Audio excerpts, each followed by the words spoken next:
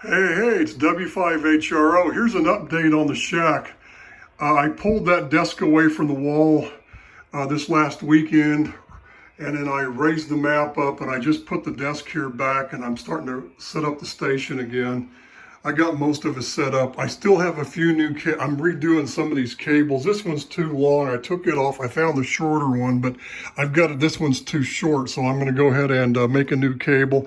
I have a couple new cables to make for the amp to the big thing here, and a couple odds and ends here. Then I got to get another one, go over to the receiver. If you notice, I took the speaker off of this. I've got something that's going to be way better. Now, take a look at this. This is that thing that's going to go back right there in that slot where it was. This is where I had all my 10 meters, the courier with the VFO and the amp that I'm using on 10 meter AM. Look at the bottom of it. See how I put wood trim around it and stained it, and how I have a black grill? Well, guess what that black grill's covering?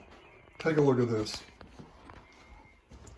Big 50-watt Jensen music speaker. It's a ceramic guitar amp speaker, 50 watt. It's a big one, brand new out of the box. So basically what I've done is I've made this whole bottom thing the speaker.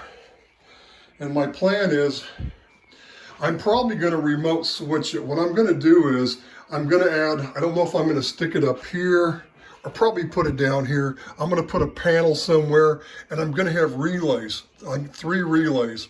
And what I'm going to do is that when I transmit, the relays are going to go click, and it's going to disconnect the speaker, no matter if I have the 75A4 going into it or the 590 SG through the 100-watt amp going to it.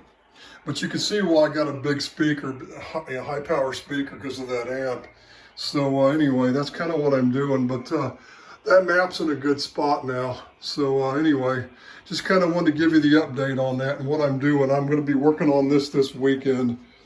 It's, what is it? It's Wednesday, October 2nd. So radio season, HF radio season is getting ready to start here. It always picks up really good right around Halloween, but usually before that. So anyway, I'll have this all back over there and cleaned up, and I'll have my amp there and all my stuff, my courier, like I said. I did get that box. Let me go out in the garage here real quick, and I'll show you what I've done. Might as well give you a quick tour of that. Sorry for the, I got some junk here in the hallway that goes around. Oh my gosh, it's too dark.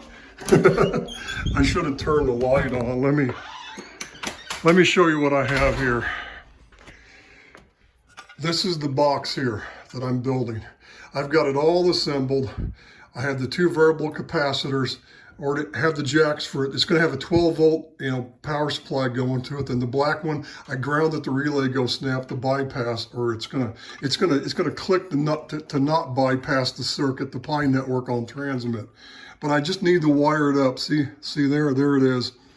I got everything mounted. I'm just going to put this relay in there, and it's going to go right, where is it? Right there. I'm just going to use some Velcro and stick it in there so it's got a little bit of play in it. That way I can always take it out. If I glue it, then it's going to be permanent. If that relay ever fails or something. But that's what I'm doing.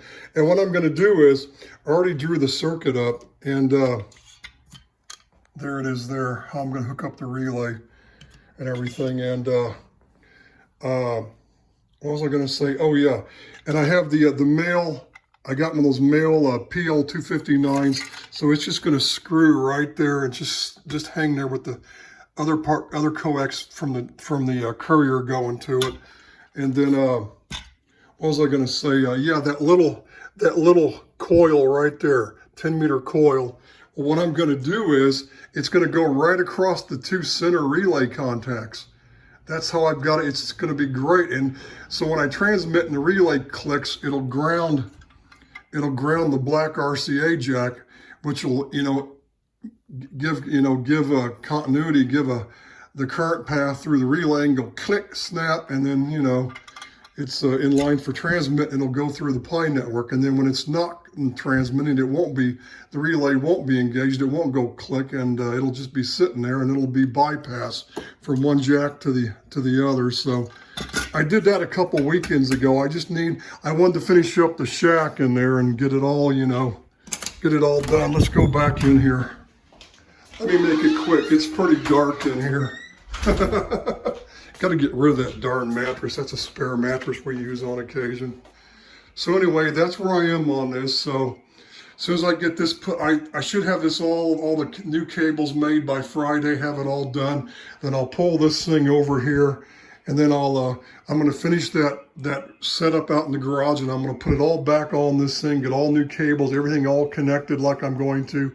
And I got to figure out what I'm going to do. Like I said, I got to order some relays. I have some old relays out in the garage, but I think I'm not sure I want to use the old ones that I've got. So I'm going to have a relay thing here to where when I transmit, it doesn't matter if I transmit on this or on this.